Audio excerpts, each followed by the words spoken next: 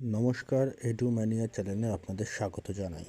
আজকে আমরা যে ভিডিওটি করছি এটি মূলত হচ্ছে আয়ুষ্মান ভারতের জন্য যে ফর্ম ফিল আপ হচ্ছে জনকল্যাণ শিবিরে, সেখানে কারা ফর্ম ফিল আপ করবেন এবং কারা করবেন না।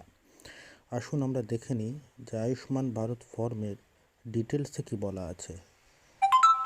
আয়ুষ্মান ভারত ফর্মে আমরা যদি দেখি, মোট 4 পৃষ্ঠার যে ফর্ম আমরা পেয়েছি, সে জায়গায় কিন্তু আপনারা যদি দেখেন যে বিভিন্ন আপনাদের পারিপার্শ্বিক ডিটেলস, যেরকম আপনাদের অর্থনৈতিক অবস্থা, আপনাদের পরিবারে কজন আছেন, তারা কি কাজ করেন ইত্যাদি বিভিন্ন তথ্য জানতে চাওয়া হয়েছে, যা নিয়ে আমরা পরবর্তীতে আবার একটু ভিডিও করব।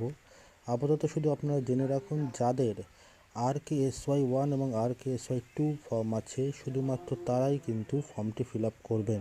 যাদের SPHH, PHH বা AA রেশন কার্ড আছে, তাদের ফর্ম ফিল আপ করার কোনো প্রয়োজন নেই। প্রত্যেকের বাড়িতে তাদের জন্য ফর্ম কিন্তু সরকার থেকে পাঠানো হবে। ধন্যবাদ।